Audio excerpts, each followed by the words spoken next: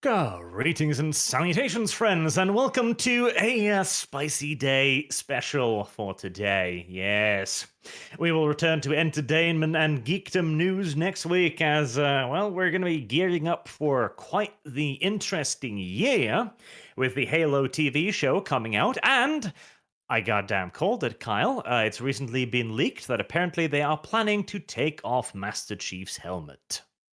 Ooh. Technically, you know what? They did it, and they did it in the base game, the first one. But they panned the camera away, and a modder made it so you could see what he does. He pulls the helmet off, and there's a helmet underneath. So if they do it that way, it's fine.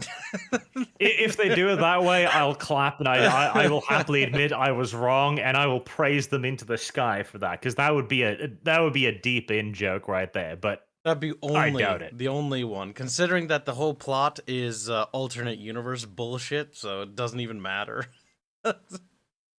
I'd be very surprised. Very surprised. Shocked, even, actually. And then, of course, there's The Lord of the Rings, which is coming out on Tolkien's Death Day, the 2nd of September, which is, Ooh, quite the insult. What the fuck? That's pretty dark. At least wait till, like, after, folks. It's actually ghoulish, is what it is. Like, so when did he die? The 2nd. Okay, well, let's launch our show then. Let's see if we can kill him again. It's like, what the fuck? Very goddamn well. But yeah, it's gonna be a hectic year for all of us here. That's for sure. But man, we've got some hectic other stuff. So today we're gonna take a break from the serious business of defending our fandoms and instead talks about all of the pointless stuff, all of the non-serious stuff that's happening. You know, the peace and security of the Western world and minor insignificant things like that. I mean, they are pretty insignificant about it. Video games in comparison to Master Chief taking off his helmet, yeah, I agree. It's a great sin indeed. So, we are in a very interesting little period right now. We've got 3 major things happening, more or less simultaneously.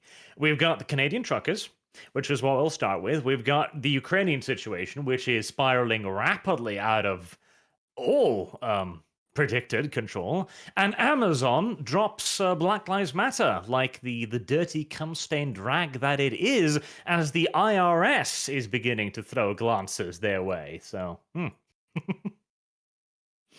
a lot of interesting stuff.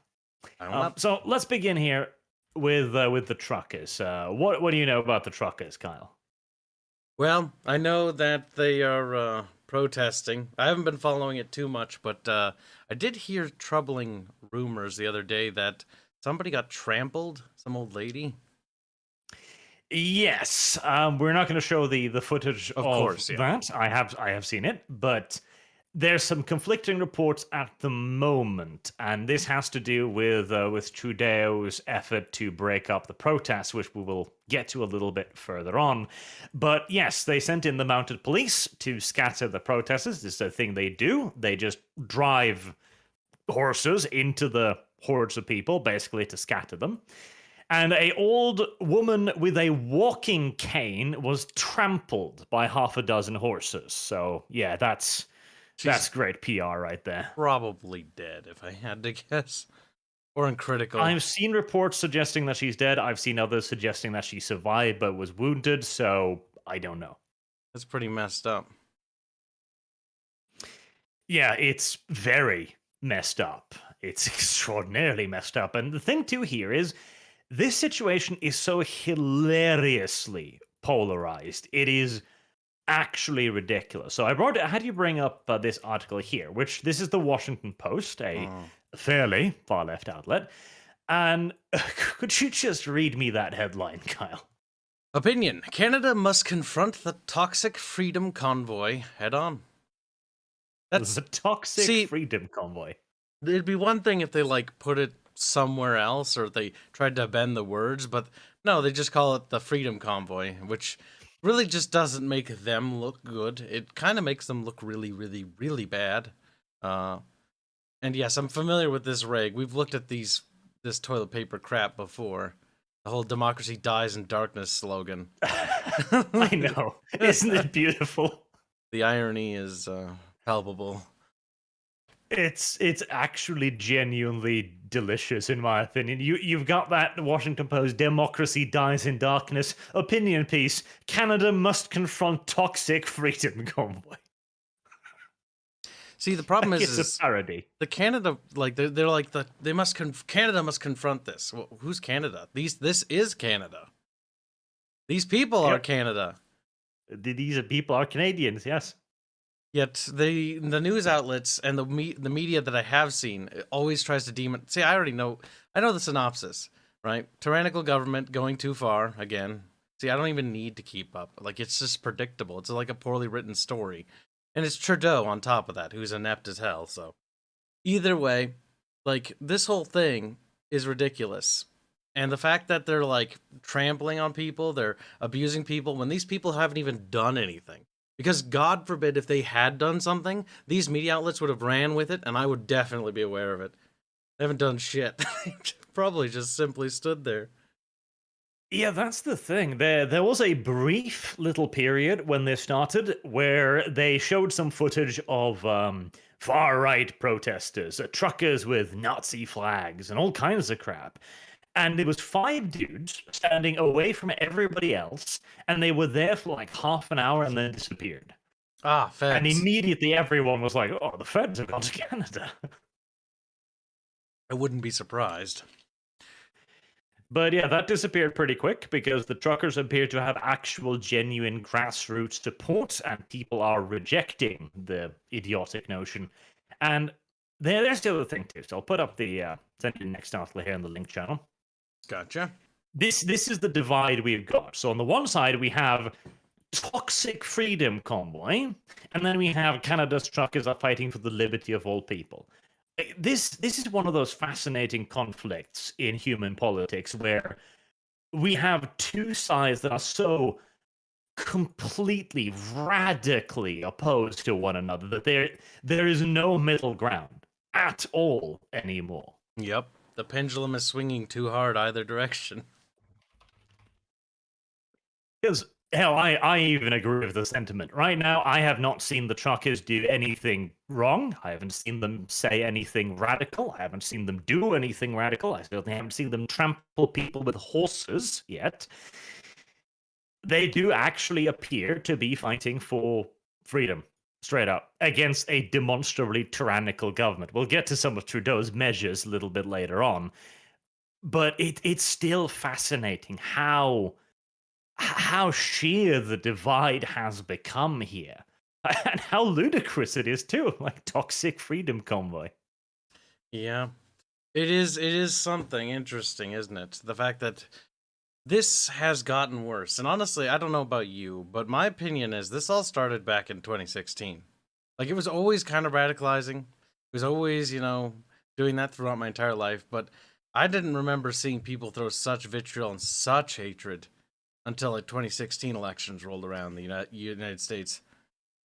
The Trumphalophagus definitely hyped stuff up.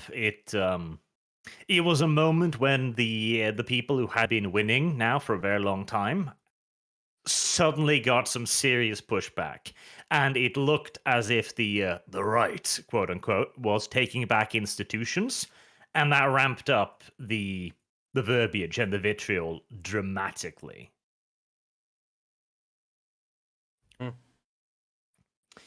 Now, as for what's actually happening to this too, I'll give you the next article here.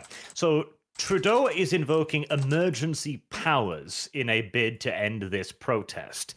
Now, I've had Dev explain to me kind of a little bit of what these emergency powers are, because there's a lot of competing narratives about exactly what this is. Like, some people will tell you this is trying to call up the army, put police on every corner, round up the truckers, and force trucking companies to follow government mandate, etc.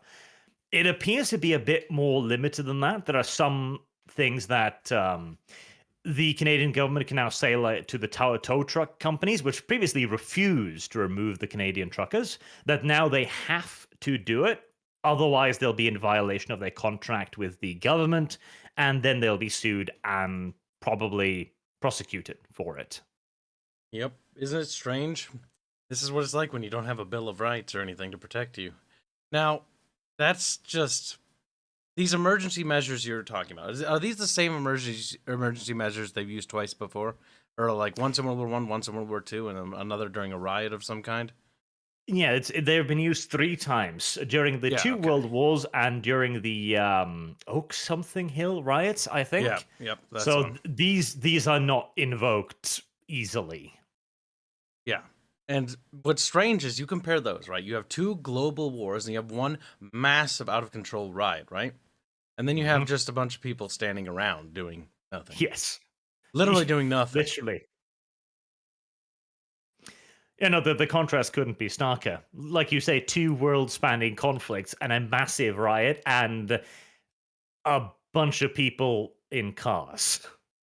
A bunch of people standing around in cars, smiling and waving at people and being obedient citizens. And when I've seen some footage of the police arresting random ones, like they just comply. They don't resist. They don't really fight too much. They just sort of comply. No, that's the thing too. I do not believe there has been any reports of any fighting with the police, any vandalism, any burning, or anything like that. Not that I've seen at the very least. I mean, compared to certain other peaceful protests in a neighboring nation, they appear remarkably well behaved. Even the yellow jackets in Europe weren't that bad. The ones that you just talked about. Now, there are also some spreading offs from this too, because this has caused even more outrage, of course. And I'll give you the next link here. The Ottawa police chief resigned the day after the emergency powers were put in place.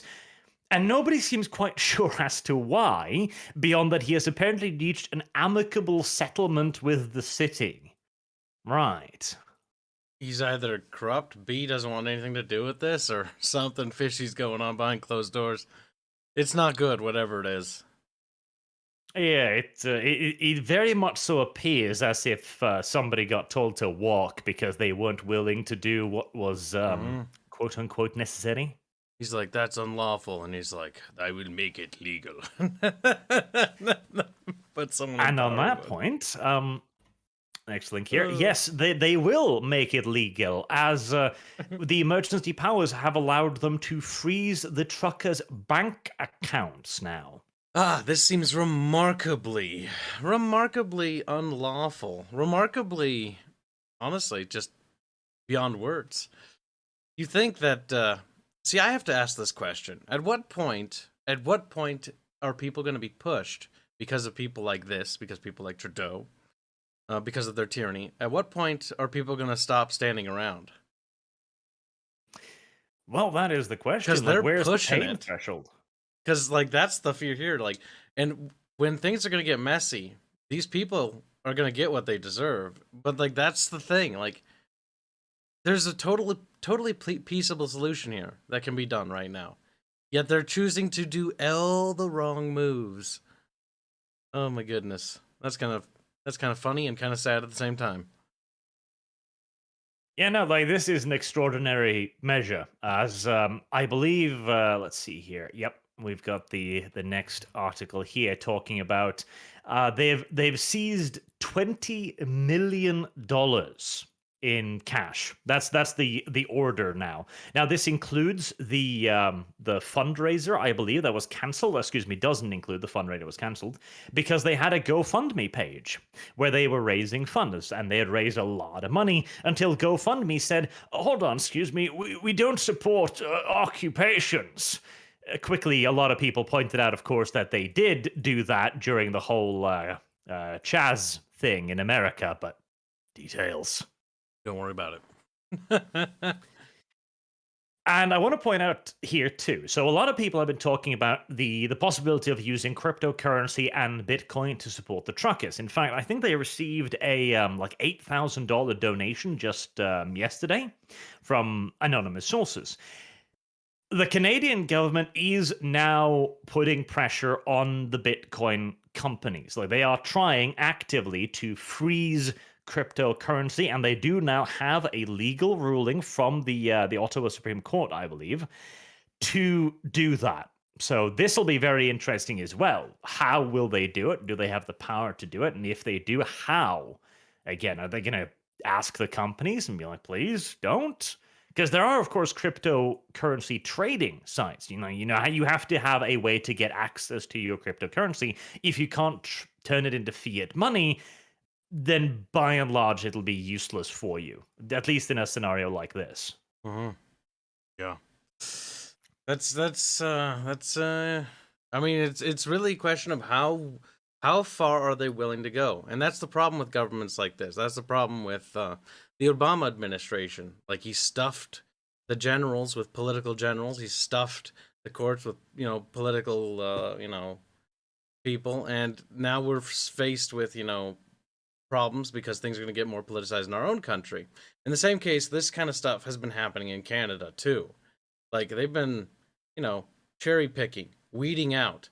Like, you remember when those BLM riots were happening, right? Lots of police officers were like, no, we're walking out, we're done. Those were the good guys. They're gone now. The ones that are left, I don't know. You don't know.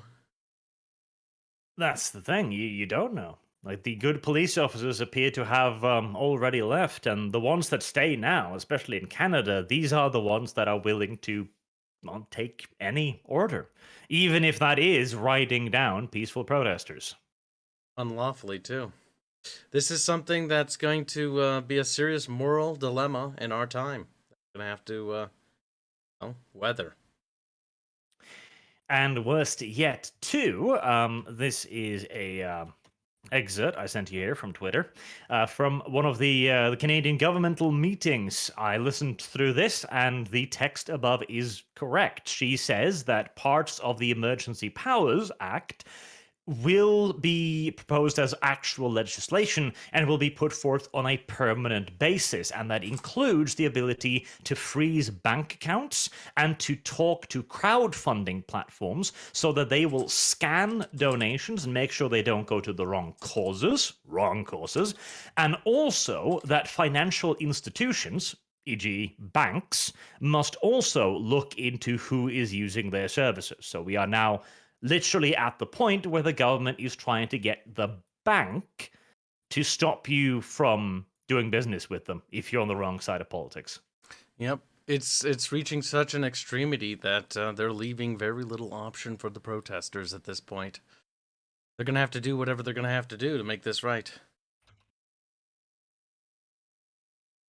It's actually disturbing. Like, it's genuinely disturbing.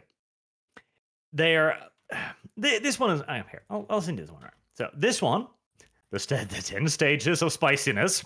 It's a bit hyperbolic, but we are, as ridiculous as it sounds, we're beginning to step our feet into 8 now. Theft of property. Like, we've actually. Oh, looks like he said the naughty words, chat. It happens. We got canceled. He'll come back in a second, I hope. We just send him a message. Unless he's been, taken care of. Uh-oh.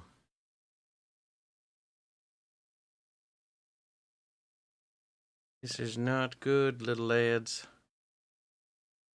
Are we still... We're still live, right? I think Discord's having issues, guys. Let me check. Server location. Uh-oh. Yeah, we're having troubles. Let me check one other thing.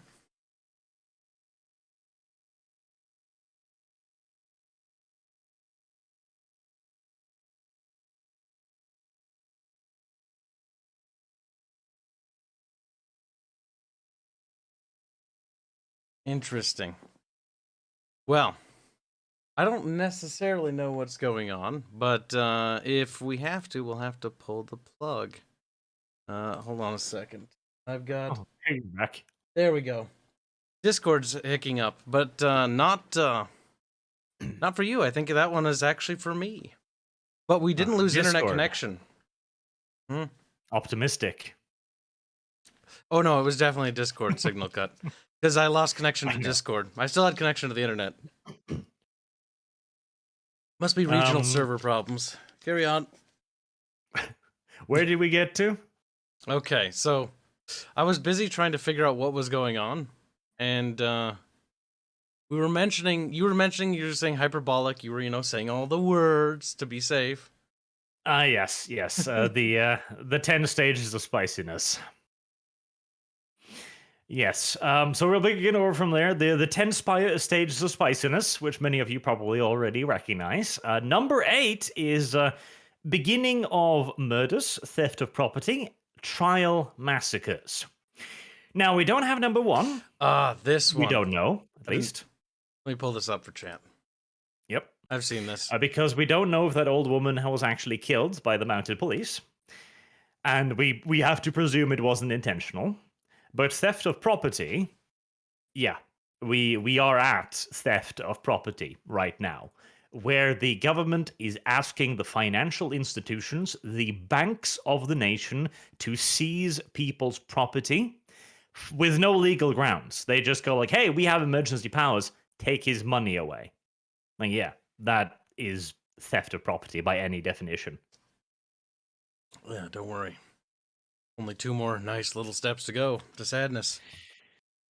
Yeah, let's hope we don't get to number 9. If we get to number 9, there's gonna be some serious shit going down.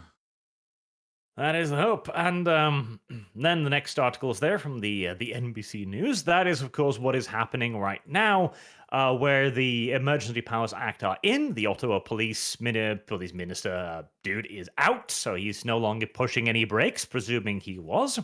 And this is what we've seen the various scenes on Twitter, like the horses. They have arrested dozens of people right now, from what I've seen. Some sources are up in the hundreds, so they are arresting a lot of people right now, and they are doing a massive push. We do not yet know how this is going to work out. I've seen a lot of people saying that the protests are standing strong, and a lot of others are saying that, I mean, well, he can only stand up to police brutality for so long, I guess. Yep. I also like the verbiage there. Arrest dozens of protesters in bid to end siege. Siege, as if they've set up trebuchets or something. Well, much like, we had this same terminology used before with the U.S. Capitol protest, where people use the word siege, and there's all sorts of fishy crap on the people who opened the doors. Yes, the siege, where the violent insurrectionists, YouTube. I'm sticking to the plot, the script. Walked nicely in between the velvet lines. Yes, the security guards opened the doors out of fear. They couldn't control themselves. Absolutely, threat to democracy and all that, no doubt. Don't worry about all the Americans still being held in gulags. They're terrorists. Oh yes, yes. So I'm sure they'll be brought up on charges at some point. If they just ever like let I'm them sure free. Total War Warhammer will get workshop support at some point. All sorts of nasty rumors about torture and other horrible things happening, but rumors are rumors. The U.S. would never. It's not like you ran a summer camp just off the border for like 6 years or anything. It's not like in World War II we made internment camps. We didn't round people up. We've never done anything bad, guys. Definitely not. Definitely not. Just misunderstood. Yes. And at least we can end it on a bit of a bright note with Elon Musk comparing Trudeau to Hitler. Sadly, he did delete this tweet, which I consider to be particularly weak and pathetic of the Musk, but at the very least, he did not speak a lie. True. Hyperbolic, sure, but Jesus Christ, seeing the stuff that Trudeau is currently doing, yeah, you can see why the comparison might be made. Trudeau makes fear-mongering easy. Fear-mongering will only escalate things. And so Trudeau is creating a negative situation in which everything looks really bad. He is entirely at fault for whatever happens at this point. Mm-hmm.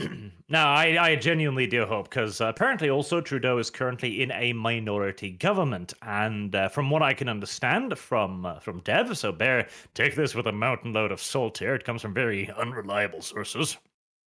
True. Well, kidding.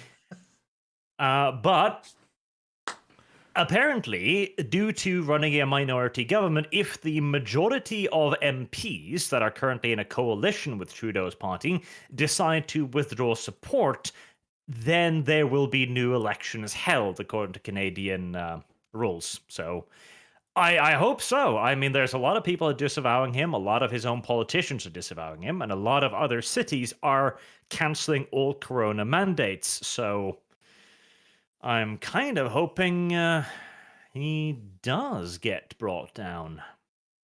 Well, yeah, it would be nice for the Canadians, I'm sure.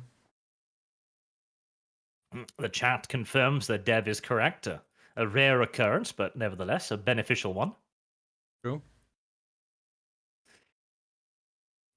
Canada.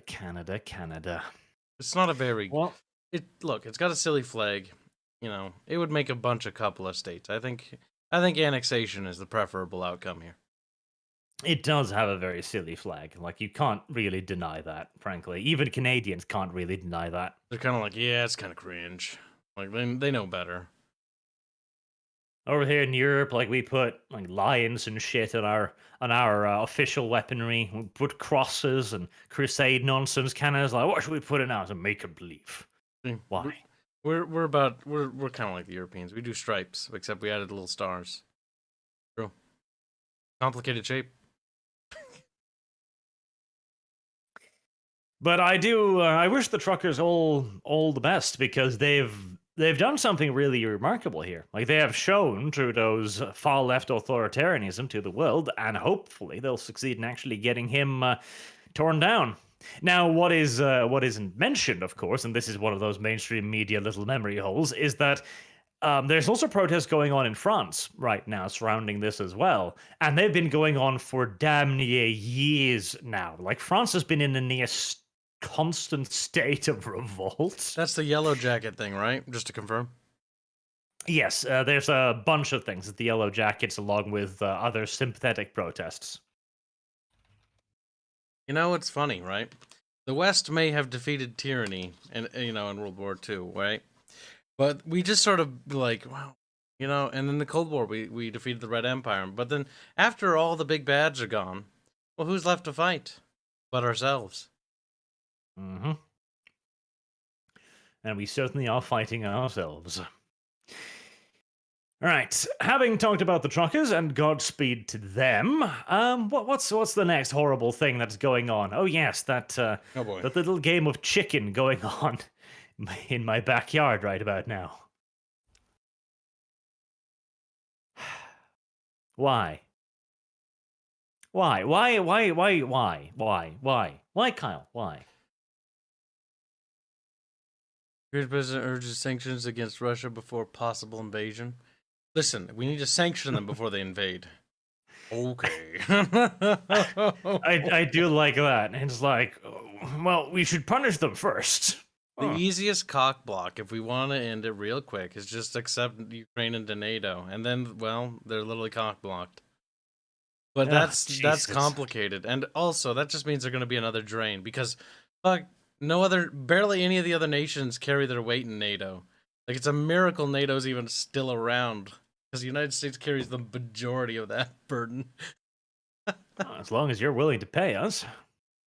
For your defense, you guys rebuilt yourself. Now it's your problem to blow yourself up again. I say we withdraw from NATO. We don't want to. NATO Besides, you rejoined the Paris Climate Accord. At least this is more useful and cheaper, probably. This climate accord. What a waste of resources, too. Every international group and tether and agreement, even the Geneva Convention, is another unnecessary tether. Just break all on if it isn't United States beneficial, why should we sign it? Like, what do we get out of it? We should be winning things. We should be getting things. Being the world hegemon means we should be having nice things, not having shitty deals. No, it means you should give us stuff, because you have more stuff. I think it just means we should get more stuff until, eventually our hegemon overtakes the rest of you.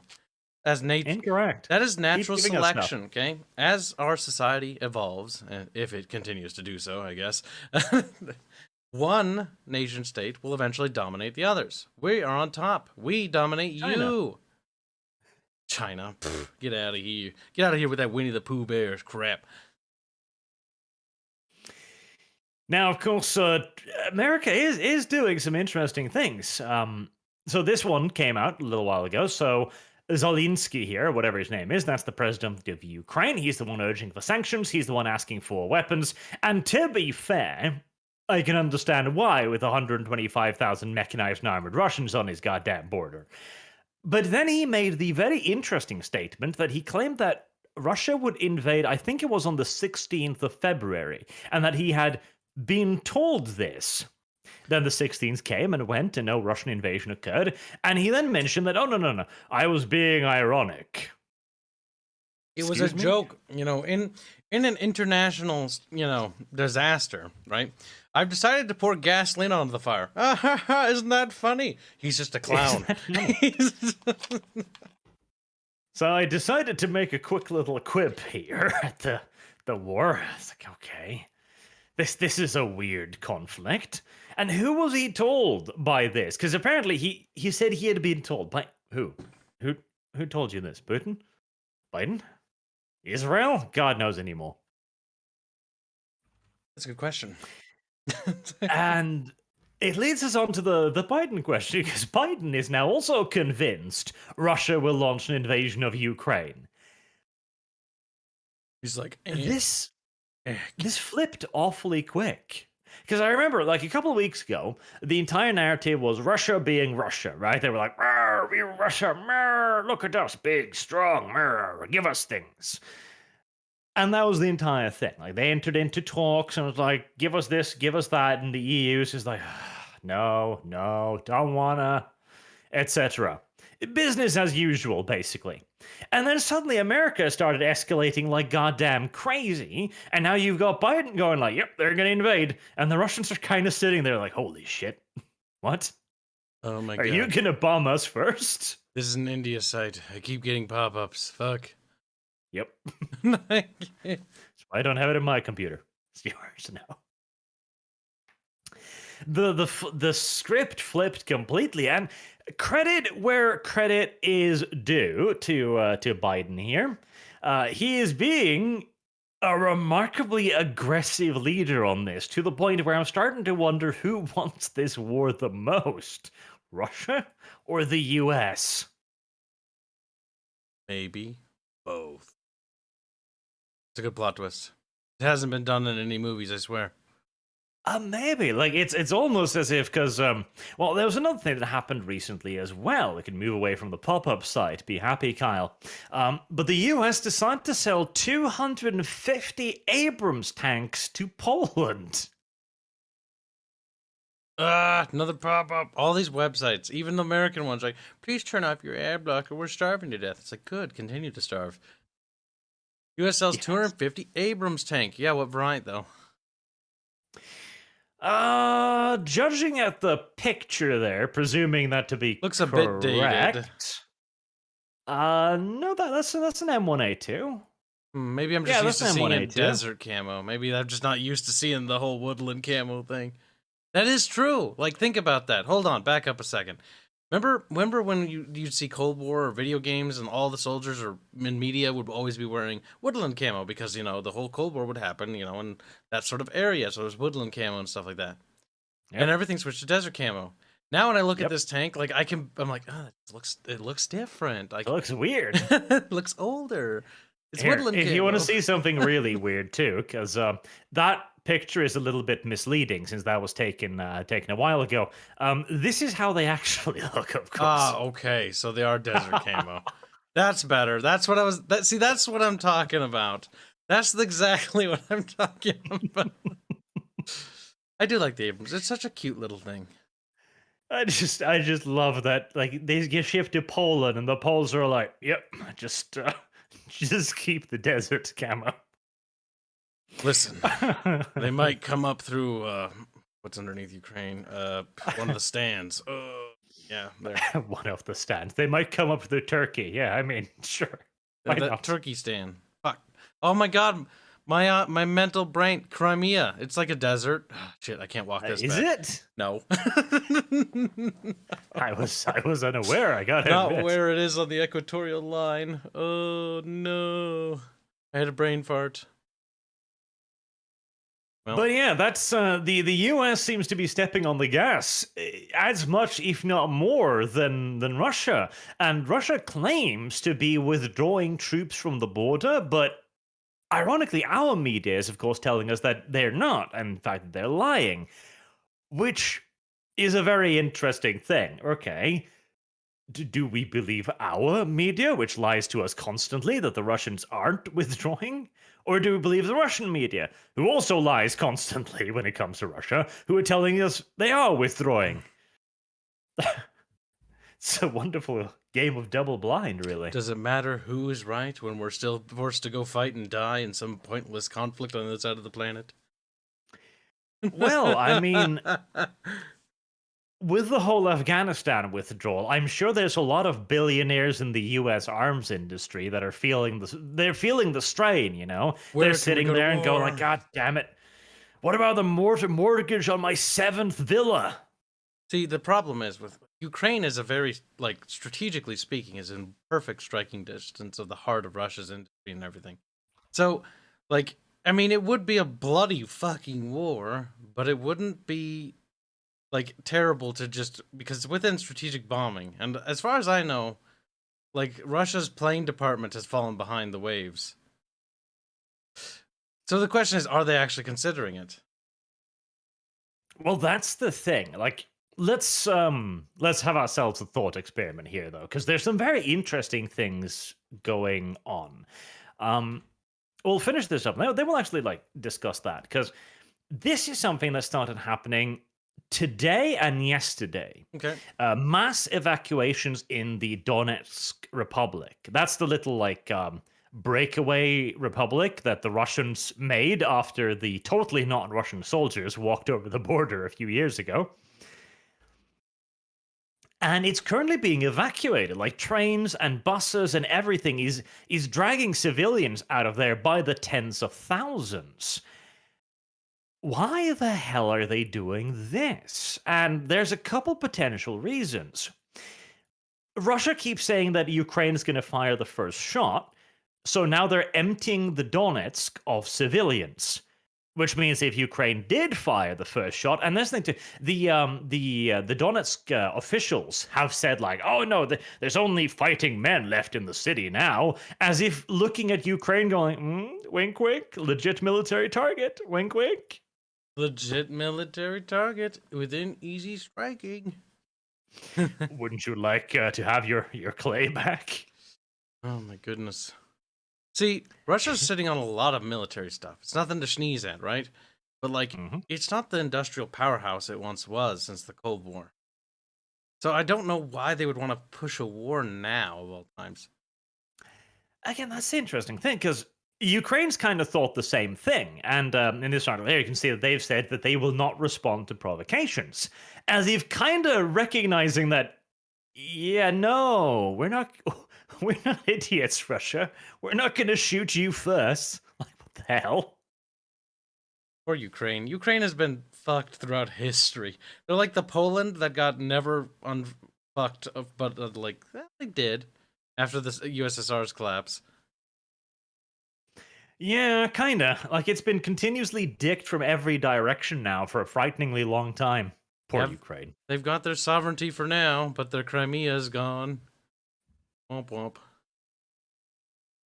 So, let's get into the theory crafting then, right? So, what the hell is Russia doing, first and foremost? Well, they did the Little Green Men a few years ago, where they walked over the Ukrainian borders into Crimea and into Donetsk, and everyone knew what was going on. But Russia was like, no idea, Little Green Men. You can buy military uniform at any costume shop.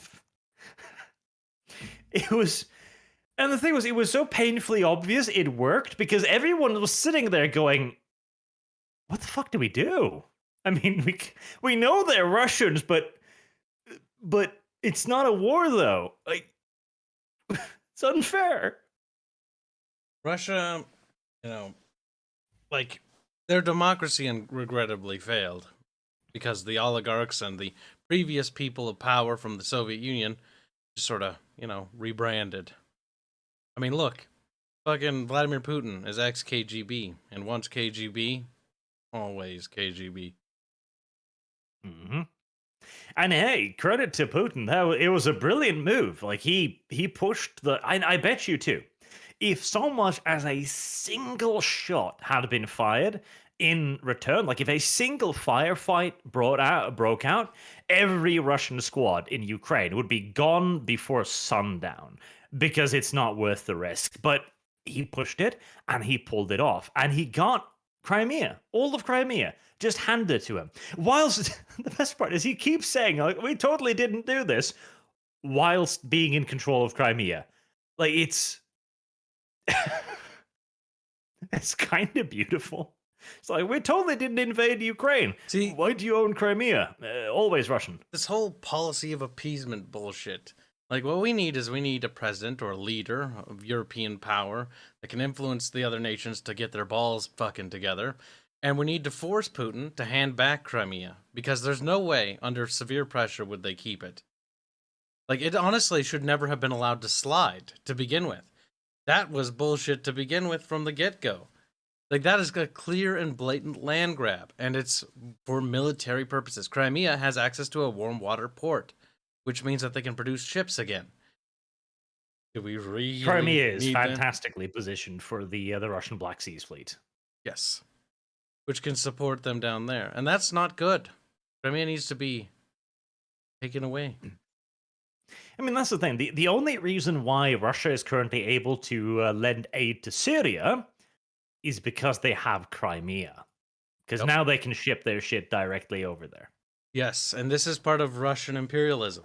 They're once again extending their sphere of influence, like the Tsar of old, like the Soviet Union. Both empires of different names, right? Like, they are extending their influence to other nations now. And that was a case in point, like you just said, with Syria. With the Crimean ports, they can now influence the world again. Mm-hmm. And they're gonna... he wants to play, he wants to play the whole sphere of influence game, which is not something we should really allow to happen. It was far better when Russia was just sort of stuck, being sort of basically landlocked. This isn't good. But that was, of course, done under Obama, and Putin correctly called it that Obama didn't have the balls to do anything about it. Then he got very quiet under Trump, very silent. And now, I'm 90% sure that this started as Putin thinking to himself, I can bully Biden. I can definitely bully Biden. And so he started this escalation. But either Biden or his minders, one out of the two, are apparently, what Putin didn't reckon with was that maybe America wants another war now, or at the very least, maybe the multi-billionaires that might be influencing Biden's government a little bit. Think about it. The occupation of Russia would be a fantastic way to extend and blow up the military complex in terms of spending and more money. Putin might have awakened something he didn't want. Corporate greed. Corporate greed. That's what got Russia the next time. That was Putin's miscalculation. He was thinking in terms of political power. Like, yes, Biden is a weak old man. I can push him around. And then he realized, shit, there was a lot of money to be earned from this. Crap. Oh, crap. I guess we're going to be under occupation. I'm going to have a trial and be hung, just like fucking Saddam. This isn't going to go the way I want. There's also the potential that America is thinking to itself, can we provoke Russia into attacking Ukraine and then do nothing? Because here's the thing. Russia will win a war against Ukraine. If nobody helps, it's just going to happen. Easily, yeah. They don't have the resources, they don't have the supplies or the manpower by themselves. Yes. But after 6 years plus now of Cold War with the Donetsk Republic and all of that nonsense, a lot of Ukrainians have gotten pretty radical, and they want to defend their land and their soil, etc., their way of life, and they don't want to be Russians. if Russia then needs to occupy Ukraine, that 100,000 soldiers they've currently got standing on the border eating up ridiculous quantities of resources, of support, of food, of fuel, they won't be able to be demobilized. They're going to have to stay in Ukraine for God only knows how many years, probably waging a guerrilla war against the local populace. Which will be It supplied might by be us as well. precisely, yes. And it might be that America is thinking to itself, yes, Russia, come, have Afghanistan too. Listen, we will sell weapon again. We become Soviet. Yes. You know, them Stinger sales in the 60s were awesome. Like, oh shit, American equipment does it again. And there's the thing too, right? A guerrilla movement can be so much more effective today than it could ever be before. Because back in the day, you couldn't shoot down an aircraft with an AK-47. Like that's not gonna help you. Now, a Stinger missile, it's small, it's man-portable. You could ship those in quite numbers, and well, they'll shoot down quite a lot of Soviet shit. That's not to mention little drones. Drones are becoming more and more cheap. Strap a bomb to a drone, fly it into a little, CP, and boom, there goes the officer and all his boys. And very deniable as well. Like a little predator wanders in over Ukrainian territory, fires the occasional hellfire at you, and Russians are like, God damn Americans, what are you doing? America just whistles, oh, anyone can buy a drone, comrade. Just like Russian military uniforms. Damn, it's a big shame, isn't it? This is payback for Neem. It's what you get for supplying them. The thing is too, like, I genuinely do believe that this was just Putin trying to show strength, trying to get some concessions. The problem was, this time he got called on his bluff. And not just that, but it seems as if the US and NATO too, mind you, we're not blameless in this, is pushing the conflict harder than the Russians did. And so now Russia is in a very awkward spot where if Putin backs down now, his entire plan will have backfired because he's going to look weak to his own people. Because they've already, they've talked about, oh, we've found mass graves in Ukraine. Probably intending to be like, oh, West, are you going to support this? And a unified West went, yeah, fuck you. We're going to add you to that grave. I'm like, no. Literally. Like, I imagine a little frightened Russian, like, holding up the corpse, like, do you endorse this? Just Chad, yes. I'm like, oh, shit. Yes. Now what? Dig, comrade. That's what you're going to have to do. See, the thing is, I think whoever's in charge, maybe it was, I don't know. It could have been Biden, it could have been an advisor, could have been one of the generals in NATO, that had enough political sway and influence, that they pushed this, right? And NATO's finally doing something useful for once. That's a rarity. But, right? So what's interesting about this is maybe just maybe, they caught him red-handed this time, and now they're rubbing his nose in it, and that's the plan here. Like, there is no plan to escalate further. It's just smash his face into the wall. And That's give very him possible. with a bloody nose, and then watch him skimper and scamper away. Hopefully giving us another decade of him shutting the fuck up for a while. Again, you might be spot on the money there, because Putin was using this in part too to show off to his own people, to be like, look, still strong men can make NATO be a bitch. And suddenly he's starting to look like the bitch. He's starting to look weak, yeah. Yeah, that's not good for a person whose entire regime is based on being the strong man. That's a good one. I like that one. That one's worth reading. Martin Sirig says, finally, we can break up Russia and let our companies mine the resources. Putin didn't realize that we're bringing capitalism to him. Whoops. I guess, Putin, the United States may be politically weak, but it's just as greedy as always. Listen, it's willing to get militarily stonks if there's big muns in it for them.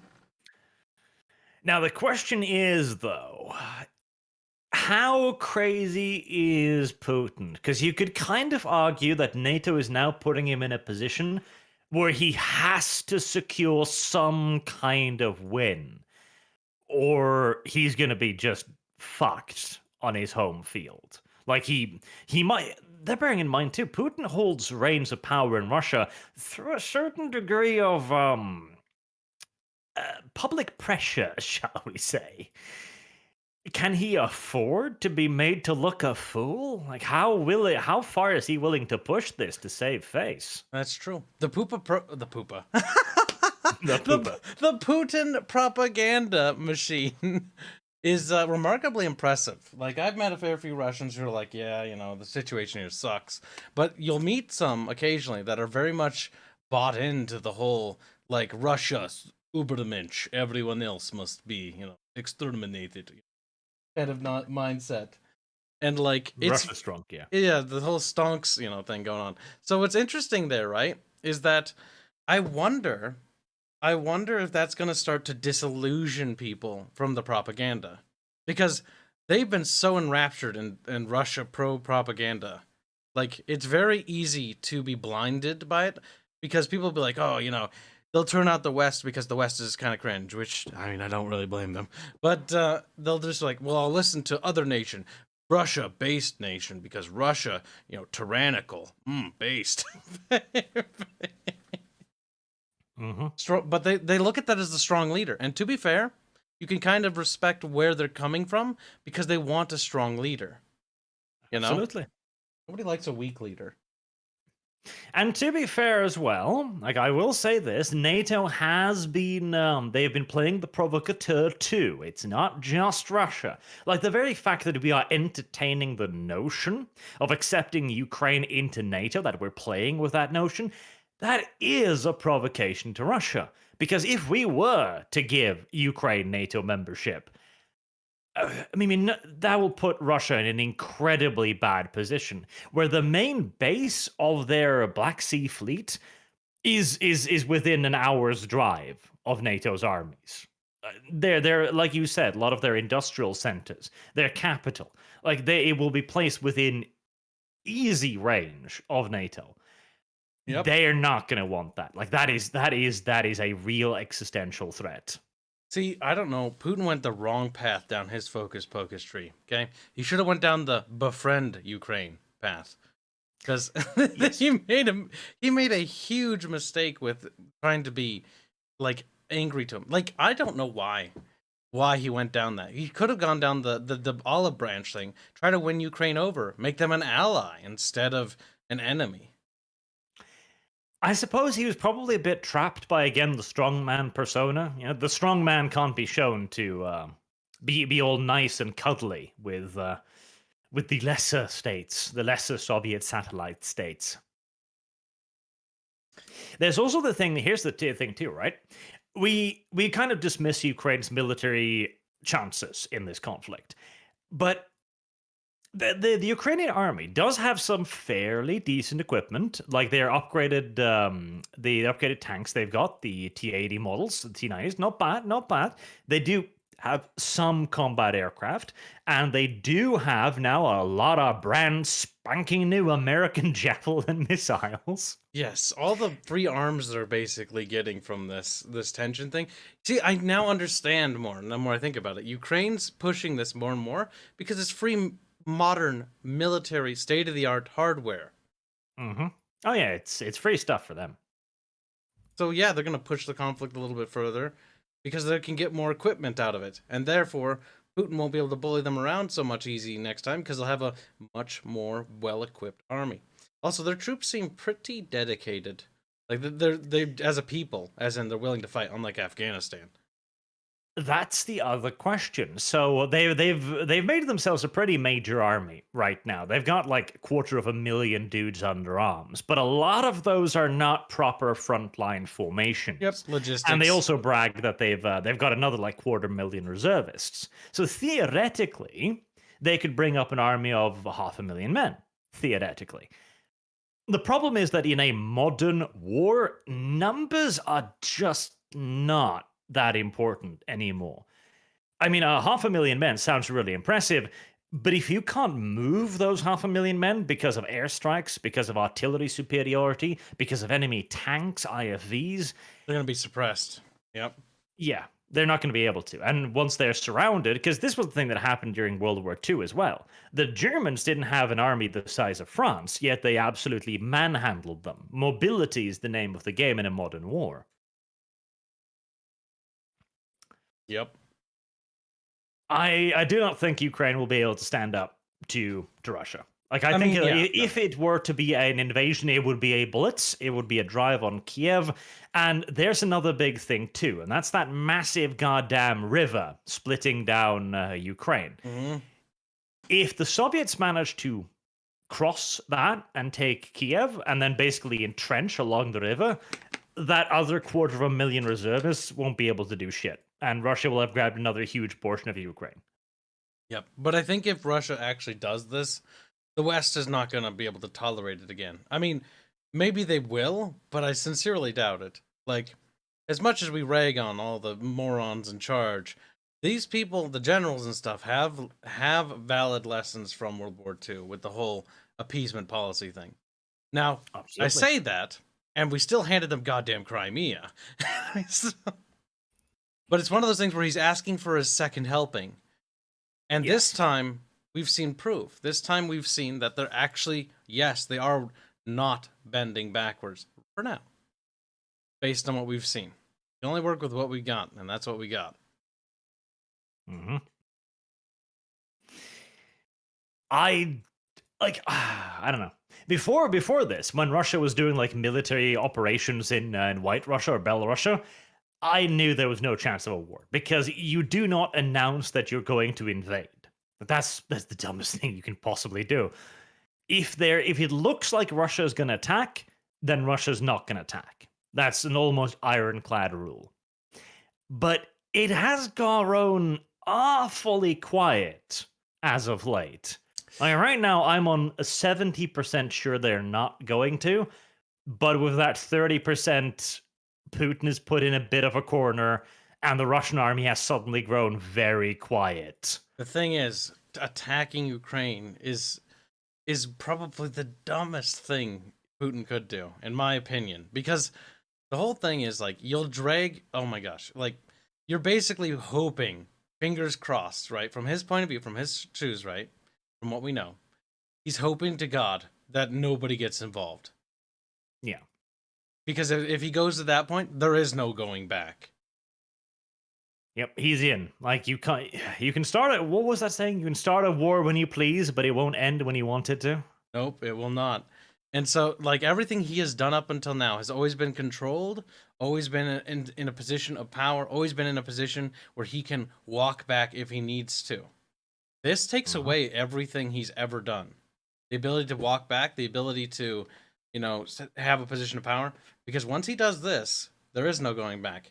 If a full war erupts, not only will his country be in ruins when it's over, and a lot of Europe as well, because it will be messy, but he's probably going to lose his government. His government's going to lose, and he's going to be ousted. And there's very little to be gained here, militarily speaking. Like, best case scenario, Russia sweeps it. It's a super effective blitzkrieg. It's a great military campaign. They take over the country with relatively little losses in men and material. Right, now you're going to have to occupy a hostile population for God only knows how many decades. And for what? Like, what does Ukraine have to offer Russia? Angry people with guns? I mean, Ukraine is, well, I don't know if it still is, but it was the bread basket of the USSR. It does have food capability. It can produce a lot of food. It also removes that strategic underbelly point that I talked about, because Ukraine strategically is a knife poised at their belly. That is a good point, yeah. Like that is one of the things. Ukraine is it's in a very problematic strategic position for Russia. Like it's way too central, and it's way too friendly with the West. And even if they could only grab half of Ukraine, if they could get that giant-ass river, which name escapes me, that would put Russia in a much safer position I think they'd internationally. want the whole thing, to be honest. If they're gonna grab a chunk, they're gonna want the whole thing. Probably as an enormous buffer zone, basically. Because as a whole big buffer zone, that at least gives them some breathing room. But as Ukraine being aligned west, and if a war were ever to erupt, Ukraine would undoubtedly hand the allies, or well, NATO in this case, they're not called the allies, basically military access and join the war. Why? Because Ukraine could benefit so much. Because they want Crimea back, They could goddammit. get Crimea back, not only that, but they could probably get some territorial concessions as well. Besides Crimea. Yep. There's also I've seen a lot of people bring this up too, both in the chat here and other places, that there are some elements of the Ukrainian people that are leaning more in the right wing direction, a la World War II, shall we say? And I think they don't like Russia either. So, I mean, I don't really blame the Ukrainians. It's not really their fault. A chunk of their land was just taken from them. Like, I definitely empathize with the Ukrainians because their history and their people and their culture has long been screwed over. They finally have sovereignty, and they're only getting bullied. It's like, wow, that's pretty good, pretty fun. Oh, it's called the Dnieper River, Dnieper, or I don't know how to pronounce that. We're gonna call it Dnieper. Dnieper. I would guess Dnieper or something. Dnieper. It's a Dnieper That river. big river in Ukraine. That'll suffice for That's now. a chunky river. Okay, I recognize the name because I've read it's a big boy it, river. but I don't remember the actual location. So that's the Dnieper. Okay. Oh yeah, it is chunky river. It is very chunky river. We'll have to wait and see, I guess, to see what Putin decides to do. It is an interesting situation that is being pushed by both parties. So let me go through the super chats. We've gotten in quite a few, and then we'll finish on happy note today with BLM being investigated by the IRS and all of the woke institutions throwing them under the bus. Funny, isn't it? Funny. Yes. Looks like everything they've said about BLM is gonna age about as good as milk does on a fine summer day. Oh boy. The Neoth River. Shut up, Sandim, or I will ban your ass. Right, Cosmic Cosmonaut says, I'm an unbiased source who can talk about Ukraine. Unbiased. We don't want unbiased here. We're both heavily biased in favor of Ukraine. That's Cosmic Cosmonaut. That's a lie. I know you. You can't fool me. Kyle has spotted you. Yeah. PSU says, Arch, have you heard about the friend of Epstein dying in prison like Epstein?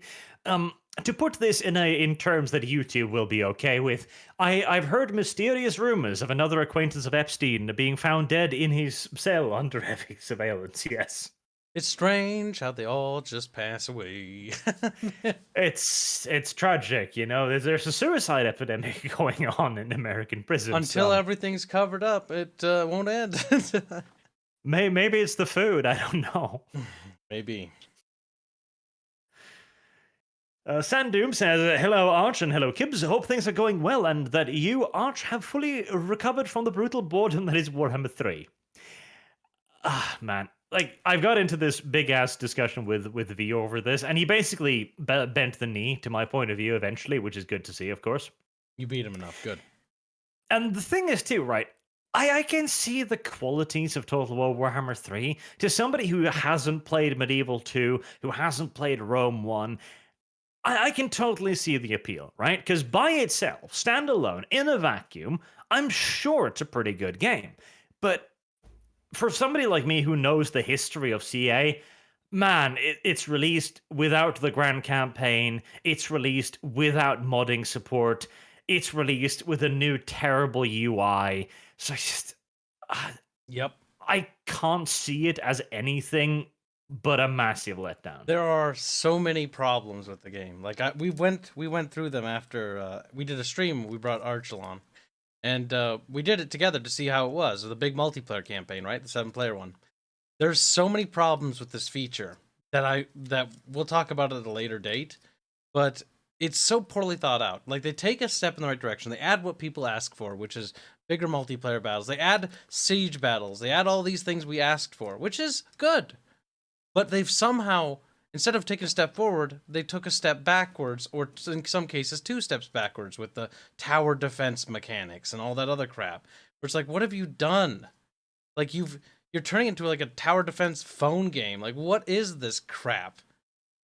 It's sad. It's CA's obsession with flags. You remember this in Rome too, as well, where there were random capture points on a battle map because reasons. Like, you need to secure these control points. Why? Because if you don't, you'll die. It's like, oh, okay. Like your army will just give up if you don't have this flag. They just drop their shields, their testudos, and they get out of their testudo and like, pelt me with your rocks. I don't care. Yep. You took our flag. We can no longer resist. Oh my goodness. But like 1917 says, Quack and Hail Arch Christ, our Lord and Savior, you forgot. Also, hi Kyle, looks like I'm getting the answer to the question asked last night. Ah, yes, you ignored Black, didn't you, you weak, pathetic child. Listen, Black, I can't remember what your question was, so you better send it to me right now. At me. It was something about the truckers, and you couldn't respond because you're weak. Yeah, no, that's right. You know better. That's your own fault. Never mind. You deserve that. Kyle's not as brave as Arch. I've given him warnings several times. Like, don't do it here. Do it on Arch's channel. He's like, I'm going to give you money. He's like, now say the thing that you can't say because you made it a principle not to. And I'm like, you made this bed. Now you have to sleep in it, Black. A principle. A VTuber with principle. Don't make me laugh. PNG tuber, actually. Based PNG tuber, I prefer. My pronouns. Reguline says, watch Trudeau say that if they wore their masks, their grandma would still be alive. Oh, God. We didn't even touch on the goddamn Rona, which everyone has now switched direction. I goddamn hate seeing all of the celebrities, fucking Bill Gates being like, oh no, the vaccine, it was excuse me, YouTube is perfectly effective, of course, but Bill Gates did say that the Delta variant, excuse me, Omicron, was spreading immunity better than it. So. I don't even like. I didn't care about the virus. I don't even know if I ever got sick. I don't care. And you know what? If I die, I die. Like, it's one of those things. People have wigged out about this, and there's some people I've seen. When I went out to town to get groceries, there's some old people that wear masks. To be fair, they're old. Respiratory problems. Maybe want to be careful. Should be careful in general, because even the common flu can kill you. But the thing is, like, I've never really cared throughout this whole COVID thing. Like, I've just been too busy working and doing other things. I don't give a shit. I don't know about you, but I think you're kind of in the same boat.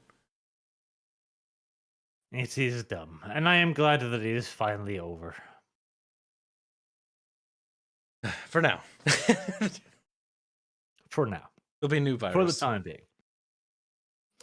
Saranthis says, hi, excuse me, if there's a next RP, will it be Princess the Hopeful? Let's say magic girl, boy, investigative journalist going after human sacrifice commies. I might force Kyle to play as a transvestite, yes, but beyond that, what? No plans. Okay. What the fuck? It's gonna have to happen. So John says, Castro Jr. was recorded showing his admiration for China. He should be made to do an imitation of a wind chime. That's cruel. That's funny. And he is, to be fair, he is praising China's tactics, if nothing else, with how he's treating the truckers. So, he's living up to his standards. Interesting, but yeah. Black 1917 says, remember that the Dems were pushing the Russia thing against Trump before he was elected. The Red Scare is all they really have left. And now Putin has handed it back to them on a silver platter. I mean, true, the whole racism, bigotry thing is starting to wear off a little bit. Oh, yeah. I haven't seen too much of that. Maybe it's because I've sort of tuned out political spheres right now, because right now it's a lot of work stuff to do. So don't have time for that. But I haven't heard like people throwing around, besides some like the Marxist people, like throwing around like bigot, racist, homophobes, things like that, transphobe. Like things have gotten awfully quiet from them. Maybe it's just because I just don't listen to them anymore. Mhm. So John also says, also they're looking to make those emergency powers permanent. Yes, we did have a look at that, and only parts of them. To be fair, they're only trying to make parts of the tyrannical powers, the emergency powers, permanent. The parts that matter, of course. It's beautiful. Like we have emergency powers. Quick, make them permanent. Hold on. Wait, we still have some like World War II stuff like going on in the United States. They're implemented it for emergency. It's like, oh, it's an emergency. We're at war, and America's like, okay, we'll do whatever it takes to win. Like, thank you. And they're like, you're gonna turn it off, and like, nah. It's awfully convenient. Sorry, we're just gonna keep it for a little while longer. We need to renew the emergency powers because there's a new crisis. I'm sure they can find some reason. Does broccoli feel pain? Good question. Do fish feel pain? Who knows? I'm sure they actually can actually tell.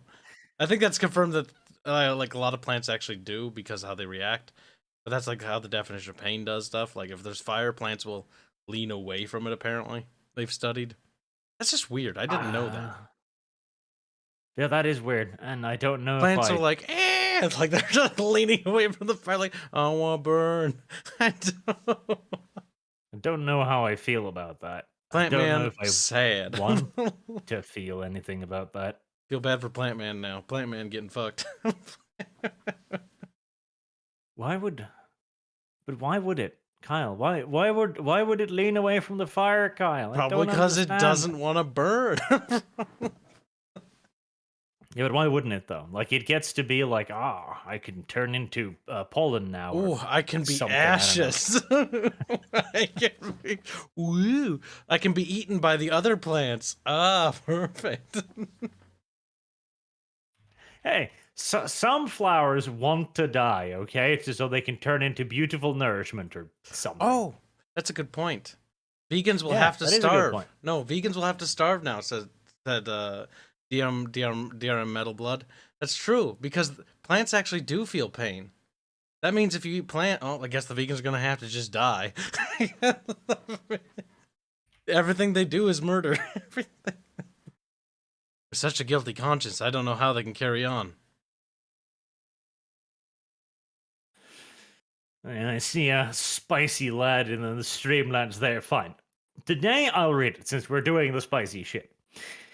Christy Freeland, grandfather, is a Ukrainian Nazi, Michael Komyak. Now she's enacting the 1993 Enabling Act and Reichstag fire decree. Now she sends the Gestapo to crack down on the truckers, making Hitler and grandfather proud. Not too far away from the truth. The Ukrainian invasion is a narrative psyops to distract from Jake Sullivan's spying scandal of Trump, Biden's domestic failure, as well as to profit the military-industrial complex. I mean, good job on getting Putin on board with the psyops, I guess. Yeah, it's apparently pretty pliable. I think there's a bit more to it than psyops, frankly. But it does distract a lot from the currently ongoing investigation about the Trump spying thing. Because you remember back in 2016 that Trump was saying that they were spying on his campaign? They were like, we weren't doing that. Well, turns out they were, and that's currently going through the court system now, but you wouldn't know it looking at the mainstream media, so... They're like, Ukraine, no, we haven't committed any war crimes. We'll have to wait and see on that. But there is some fairly compelling evidence suggesting that, yes, they did spy on Trump's campaign, and yes, it did come from the White House, so... As that evolves, we'll see. Marta Shame says, Trudeau, either you get the jab or your dog will get the JAB. I mean, the dog will starve if you can't feed it with your money because your bank account's been frozen. And that's the thing. Oh, that's true. So will you. Is the thing. The whole freezing of the bank account things, that should only be done in the most exceedingly extreme cases imaginable. Because in a modern day scenario, if your bank account is frozen, your ass is grass. Like, you're dead. Unless you've got friends and family to help you, you're fucked. Yep. You're actually fucked. You can't feed yourself. You can't pay rent. You'll lose your house. You'll lose your car if you got a mortgage on that. You'll lose everything. Like, it is as damn near to a death sentence as there's possible to They'll get. take And everything from you. True. yes, and you could fight this in court, absolutely, and obviously you should, but that will take months, years. And what money will you spend to fight it in court? Like, Even, what they will you give use to you. pay the They'll give you lawyer? a free lawyer. But like the thing is, right. Even if you win, right, you win it. All that damage, and let's say they do compensate you. Well, how much? How many of your years of your life was now ruined because? Like, Mhm. it doesn't matter if they make it right. It doesn't matter if they give you $1 million at the end of the day. That's not good enough still. Because they took away those years from you. Yep. No, I am of the opinion that judges should actually be held responsible for some of this stuff, because we recently had a gross miscarriage of justice over here in Norway as well, where a person was convicted of murdering a young girl, and there was dick all evidence, and the judge still convicted him to prison for a hilarious amount of time, and he was even found like not guilty first, and then still convicted to pay reparations for the murder. It was ridiculous. And it's recently come out that there was no way he could have done it because they found the actual murderer. Like, in instances like these with gross miscarriage of justice, the judge needs to lose his job, and he needs to be held responsible, because there are way too many activist judges that will just sign stuff like the whole thing in Canada without any goddamn repercussions. They'll just go, oh, the government wants me to take away all of these people's money. I'll just do it. Right, okay. If you do that and you turn out to be wrong, your ass is grass. You never work within the legal system ever again. Yep. Now you get to pay. The thing is about justice, right?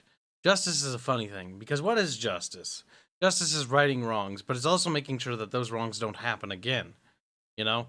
And in the case of a lot of things, like when it comes to, judges, or it comes to, accountants being able to fudge numbers and make you lose your house because they fudge the numbers, like all these things, right? They're immune because of these things and that. They can't be, tried.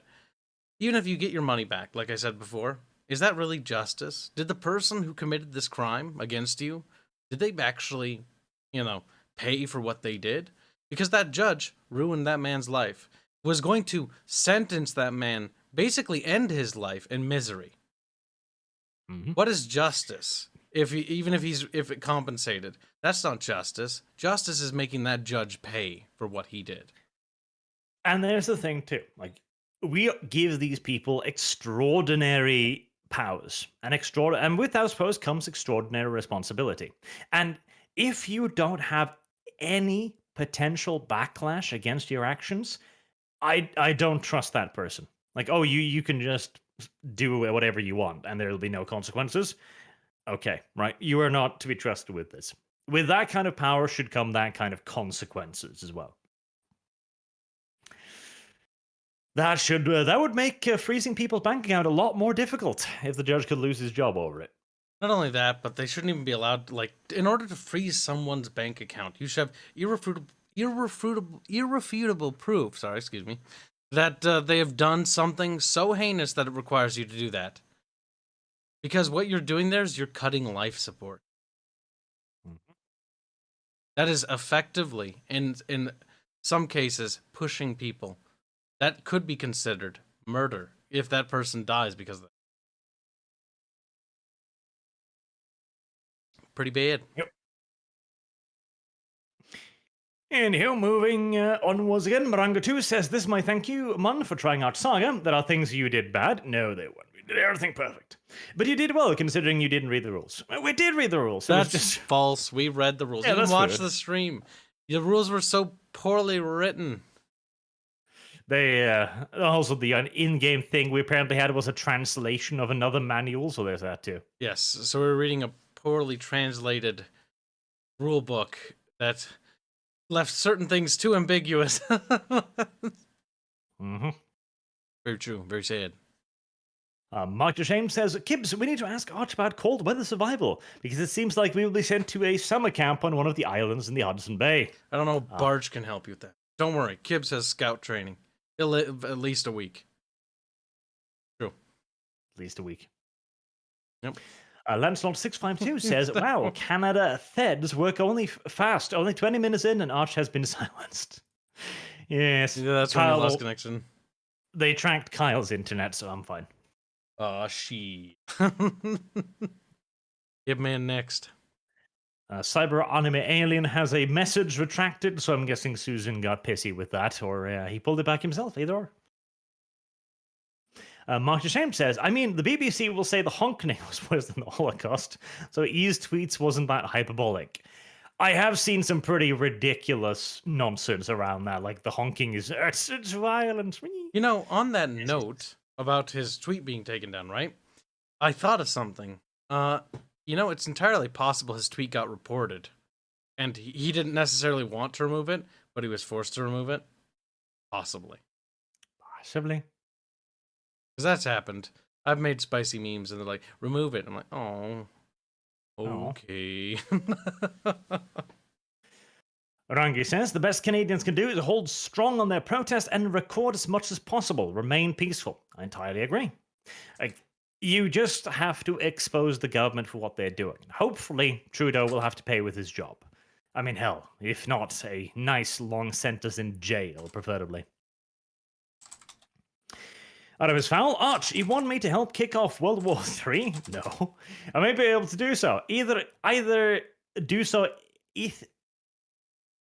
Words. I might be able to do so anything interesting at work to help make things interesting. Ethan. I think his ego has consumed him. Bad Artemis. Artemis Fowl says, beware the ideas of March. You know what's funny? Artemis is a nice guy, but he's a bit effeminate. Feminate. Yeah. Sounds like a lady boy. See if he's in chat. That's cruel and unusual. Now he's mad. Critical Orc Theory says, yo, hold up, you saying we was elves and shit? Yes. The elves. I'm sure we'll get to the Lord of the Rings soon enough, too. Jafar the Blade says, hey, Gibbs, this is for your Harkonnen. Harkonnen. Yeah, Harkonnen. I know you have a speech impediment. Harkonnen. Not stop me. Harkonnen. You will... For some reason, we were streaming the other day, and I was talking about the Dune stuff, because I like Dune. And Arch is like, and chat was like, oh my god, Kibbs doesn't like Harkonnen, or Harkonnen. Harkonnen. And Harkonnen. Yeah, that's what you guys call it, because, you know, they can't speak, and it's not their fault, guys. They're just a little bit disabled, just a pinch. And us real men call it Harkonnen. Okay? Harkonnen. Harkonnen.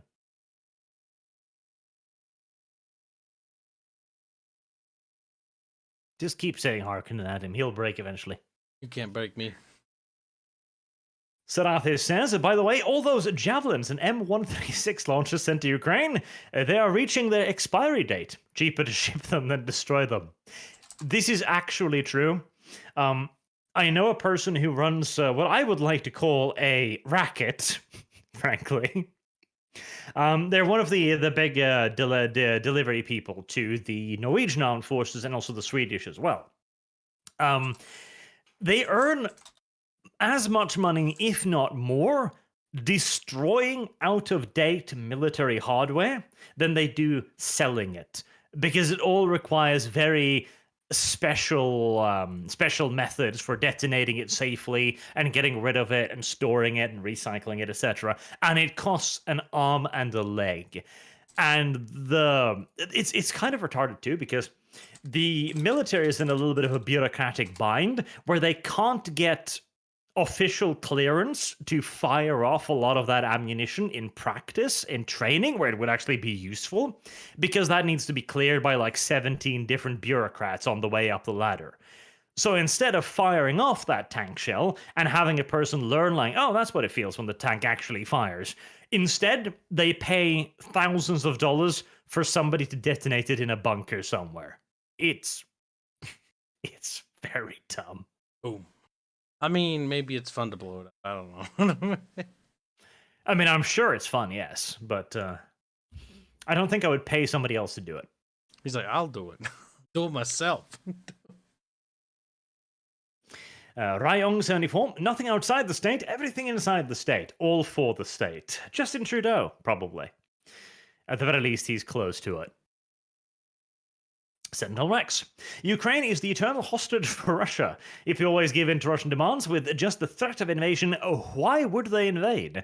If there is Ukraine war, US will hit and say Russia invaded. I mean, that is one of the alternative theories, that an American javelin will suddenly arch out from the Ukrainian lines and hit a very important command tank somewhere, and nobody will ever figure out who fired it. Who knows? Accidents happen, Arch. Accidents happen. Abdi Mohammed, completely block Crimea and sanction Russia into oblivion. Arch and Kibbs are more based than a lot of the right, to be honest. See, as a neighbor to Russia, I wouldn't mind a complete blockade of Russia. Plus, if all of the Russian gas flowing to Europe stops, guess who's in a perfect position to supply all of those gas demands? Rubs hands. My God. Money time. Aurelius Natius Caesar. There is a lot you guys don't know. First off, Putin was a lawyer in the KGB. Still in the KGB. Next, Eastern Ukraine is actually primarily Russian. NATO has constantly been encroaching on Russian borders. Primarily Russian. In kind of the same way that the Sudetenlands were primarily German. And Poland. And Czechoslovakia. Etc. Taras Shevchenko, compromise. Ukraine agrees to be called Kiev Rus again, and Russia agrees to be called Greater Mongolia again. I wouldn't mind. Adam Wooford says it has aged as well as milk on ArchCast. Arrakis, nice. The BLM takes, sure. Marked Ashamed, Halo Infinite is a good game. If you don't include any Halo game before 4. It's true. It's right. Nailed it on the head. If you don't include Halo the fact Infinite that is a good game, you have heard that here. No. Pretty shit game, actually. We've been scammed again. No, I'm not even surprised anymore. Taras Shevchenko says, have you seen Chapter 1 of the new Vrax fan animation today? I have, I believe. I did see it. It's pretty cool. Is that the official one? Not the official one, no. What's that? Which one is it? I haven't heard about it. So we'll see if he gets to get past GW's lawyers. Oh, he just released his own fan animation. Shadon5582 says a BattleTech TTS tabletop simulator. Kyle will have to learn the rules first. Yes, we shall do that. That one's probably going to come up. Because we're probably going to alternate. Arch pick Saga. We're going to do Star Wars the Armada one because I've always wanted to try the fleet battle stuff. And then Arch will get to pick one, and then we'll do BattleTech probably. That's pretty gay. Cyber by Alien says there was a misspelling, so I retracted it out of embarrassment. Oh, well, there you go. All right. Ukraine psyops. Russia doesn't need to invade Ukraine. The US is already causing massive damage in Ukraine with all the capital flight and bank run destroying the economy. Well, a little bit of economic devastation never hurt anyone. No. And screw the bank system. The situation in Canada highlights the issue with AML being abused to freeze bank accounts of the political opposition. This highlights the need for anonymous crypto stored offline on hardware wallets and the use of cash to fuck the government. The problem is, you have to get that wallet somehow. You have to get to it. And unless the economy entirely transfers over to using Bitcoin, which frankly would be impossible due to the volatility of it. Like you'd buy an apple in the store one day and it'd cost you $5 and the next it would cost you 50. Then it's not going to work as an alternative currency. The government can freeze that too by simply just not allowing you to withdraw it, by blocking your access to the internet, which they're already doing in China, or simply by seizing your funds consistently. Like, where are you going to deposit that electronic money if not in your bank? Like, how are you going to use it and so on? True. What we do need isn't a far more complex solution, which is cryptocurrency. What we need is legislation saying the government can't freeze your fucking bank account. That would be the simplest thing. Stefan West 1991 says, do you prefer Nynorsk or Bokmål? Bokmål, of course. And the chat's here like, oh, my volatility, get over it. See, that's the thing. It's a legitimate complaint, though, and there's not really a good counter argument to it. Like, you would have to constantly adapt prices every day on the run. Like, you'd have to set your clock, like, at 11 p.m., the price resets, like, there, right. Now the apple costs $5 again. It's just, it is too complicated a solution to a very simple question. Don't let the government abuse its power. Yep. Simple in Well, theory. good luck preventing them. Oh, it's It's so almost as true. if we need some kind of online Bill of Rights or something. Anywho, on to happier times. BLM. BLM. Does this So just this is happen? on the Reclaim the Net site, which is a very good site, by the way, and you should definitely check it out. BLM has been in a little bit of hot water recently. Ironically enough, and here's a wonderful example of the power of money. So BLM burned down cities, caused God only knows how many millions, if not billions, in property damage, and enacted violence and even a murder on political opposition. None of this managed to get them disavowed. None of this. It got them embraced by corporations and by politicians. And Amazon gave them $10 million. But now, Amazon has dropped them from their charity program. Not for violence, not for murder, not for destruction of property or rioting, but because $60 million is unaccounted for. As the IRS are suddenly, hold on, where's all of those donations you were getting? And BLM have just disappeared. Their official government, their official company is registered to a false account, and none of their leaders seem to be in any position of power anymore, as they've all quit the movement and bought themselves 6 or 7 mansions.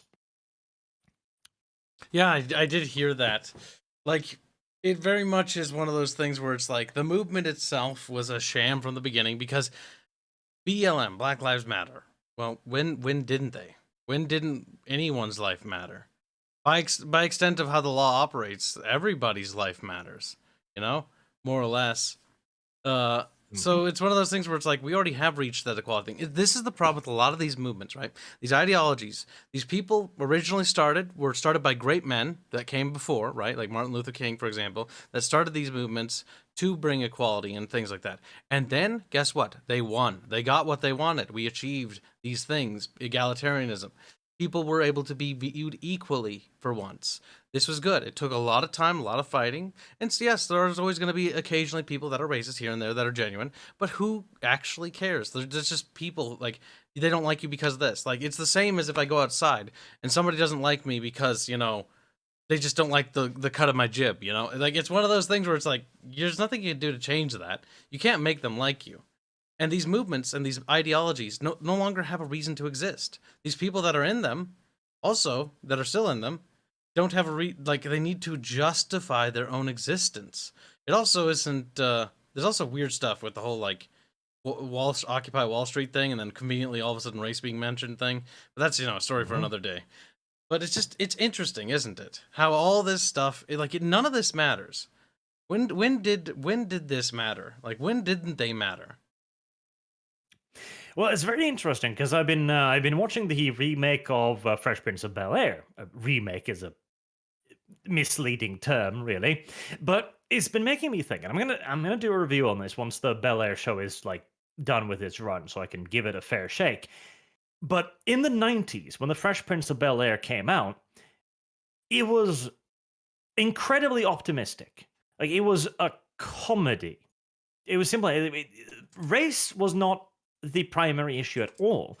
If anything, it was class. It was working class Will Smith coming into contact with the upper class Banks family and the hijinks that ensued. Race was a tertiary concern, brought up only on occasion and usually only to like be funny. Like, Carlton would act like a cringy ass white boy and Will would say something Philly. And that was the joke. That was it. But in the Bel-Air remake, it's race, race, race, race, race, race, race, race, race, race, race, race, race, race, race. Every single sentence, every single plot point, everything has to do about race. And you gotta wonder, what the hell happened in 30 years, where we went from not giving a shit about this at all to this is the only thing we can talk about. Well, it's strange, isn't it? It's become such an obsession over the last decade that you'd forget that it was never an issue before then. Mm-hmm. Until you start going far back into like the 60s and stuff. But yeah, it's one of the, it's interesting because it's one of those things where this hasn't mattered but it has been stirred up, right? Are there problems with certain communities, like certain African communities? Well, the thing is African. It's a dumb word. American communities, because they are American. The whole need to separate them, the whole need for celebration of Black culture. The thing is, their culture is our culture. We have the same culture. We are the same people. They are trying to split us up so they can take advantage of us. We cannot allow them to do that. Because that's what these people are doing. They're trying to divide us as a people. We unified. We are one people. One purpose. Not kidding. I'll lays claim to Black American culture there. Like mine. Right click. Steal. Right? There needs to be that Konosuba meme which just goes, steal! Pretty much. That's me with the culture in my hand. Because you know what their culture is? Our culture. And now, one of the thing is too, like, BLM is currently getting the ass kicked out of it because it received like $90 million in donations. All of that money disappeared. Goddamn, just vanished. And where is the Black community better off? Like, where is the Black community going like, thank you, BLM, you built us a school? No. There's just a handful of now very rich Black people who have bought themselves a lot of houses. It was a scam from the beginning, and I'm sure too it'll get dragged up again next election cycle, where suddenly it's like, oh, it's not Black Lives Matter anymore. It's Black something matters. Yes, yeah, we're clever. It's awful. It is awful. It is awful. It is awful, and we're all doomed. True. We're gonna die. Starting with you though. No. Basically. Under the bus you go.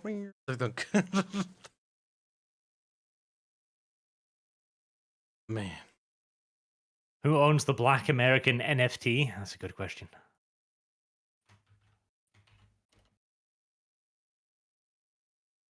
All right. Well, a little bit of a funny one at the end there, just to point out that they're dying horribly, and they're going to be disappearing horribly.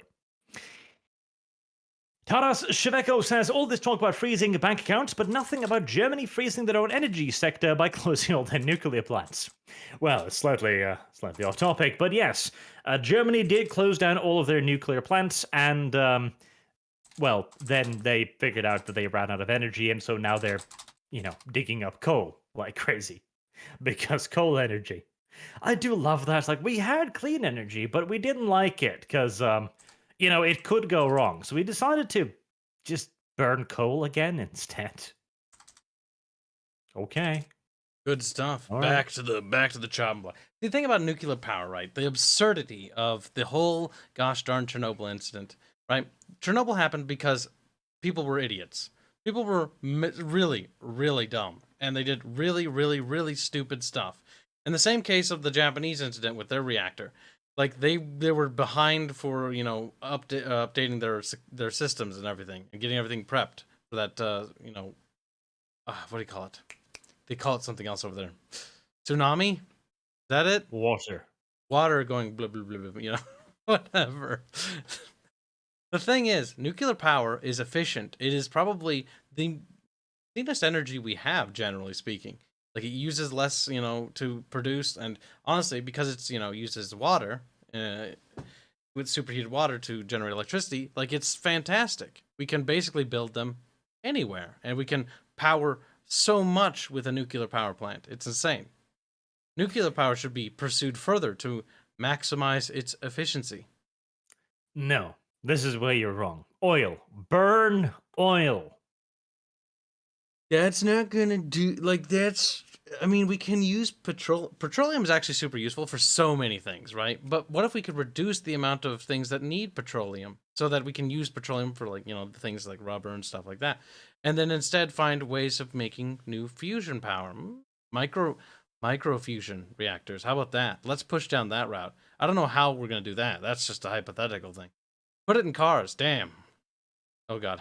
Oh god. Maybe not. That might be a bad idea. What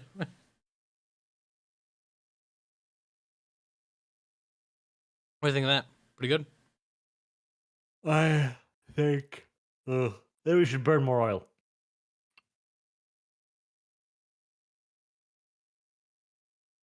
You have no counter argument. I win. I've already won. Tarashemenka says, who owns the Black American NFT? Kyle does now. He copied it. It's done. It's over. Murg Maglaramaxis, could you give me a rundown of the ruining of 40k lore has occurred the past few years? I only got into 40k in 2015. Would like to know. In brief, they made Space Marines, and ever since everything's gone downhill. There you go. Yes. No, in brief, that is literally what happened. They took the cool lore and they made it banal by just resurrecting Primarchs left, right, and center, and they turned the Space Marines into Space Marines because cool. And because they wanted to undermine everything the Emperor had ever done. Everything, all of it. He didn't make the Astartes, he didn't make the Primarchs, that was his goddamn wife. A random dude who's called the Astarte was totally the person who invented them. It's just awful. The Emperor did nothing. Like, God, what is he even doing? Like, before in the old lore, like, it was such a mythic sort of thing. Like, the whole idea of the Horus Heresy, these, momentous characters, and then they explain it. And I could see the counter argument, right, where they're like, "Oh, but isn't it cool that it wasn't actually all those things?" And I would argue against that because the thing about Warhammer 40k has always been absurdity. The sheer scale of it is absurdity. That's what makes it cool. That's what makes it interesting because it is absurd. It is absurd that the Emperor's a literal living god. They're just undermining it. I don't know. It's just it's no longer magical. Yeah. Yeah. Disgusting. What a lame name. Come on, pick a better one, like Alexander or something. I don't know. That's pretty generic. And finally, Black 1917 says, don't forget that the Civil Rights Act, the Emancipation and the Women's Rights Act, the suffrage movement all passed with 0 votes from the Democrats, who opposed them unanimously. That is correct. Wait. The Democrats are evil. So you're telling me that these people that are promoting these, segregationist ideologies are segregationists? Oh yes. My God. It's like the Democrats have never changed. They're still trying to push for segregation. They haven't stopped. They've been running on a remarkably consistent platform. They're like, we think that black people and white people should not live together. And like, yes. That's like, dude, what the fuck? Literally. The Democrat platform in 1816, we don't think black people are human. And the Democrat platform in 2022, we don't think black people have agency. It's the same platform. And hey, you know what? At least they haven't been flip-flopping, Kyle. You gotta credit where credit is due and all that. I mean, at least they're consistently evil. That's fair enough. Yep. They've pointed out their steady line and they've stuck to it. It's a point of principle now. God, I just can't believe that. That's just like it's always the same. Like it's always race with them. Like they can't see anything else. Like it never. They're still salty about the Civil War. That's what it is. They're like, we lost and we're very shit, so we're gonna drag the whole country down. The South will rise again, but this time it'll rise in the North. Listen, the only way the South can truly rise again is if the country tears itself apart in the North. That way, the South can rise again. The chat says I should get the spray bottle because you're dropping F-bombs again. You do that, Kyle. Jesus Christ. Oh, don't you get started. You do it on my channel, too. Or should I'm allowed. You're suppressing These are the rules. On your channel, I don't get to talk about politics because you're a weak, pathetic Yeah, but you say fool. the N-word, though. And then you... Really? Really? And in return, you don't get to curse on mine. See, that's the thing. I don't get to call politics on yours. You don't get to curse on mine. There we go. Hold on. Deal done. Otherwise, the N-word will fly. See, we had this deal before, but you know what happened? Barch slipped. You broke it? Barch betrayed the kib. He does this frequently, too. This isn't the first Sounds time. like a lie. You don't have proof. I, on the other hand... Sounds like a lie. I have VODs of proof. This sounds like a lie. Listen, Barch, it's over. I have the high ground. Barch Sounds like a lie. That's not. I think I might be actually higher up on the earth than you, so yeah, I technically do. I refer you back to the weasel in my lore videos, the one that stands on my desk with the words Karalu, the great weasel of lies, on it. One of these days. See, Barch puts me in his thumbnails as either a head on a fucking wall in a cutscene, or as a goddamn weasel somewhere in the background. So instead, to get back at him, I just made him a big blonde-titted nerdy girl. And he has nothing he can do about it. No, you fired the first shot. I didn't fire the first shot. Yeah, you turned me into a weasel first.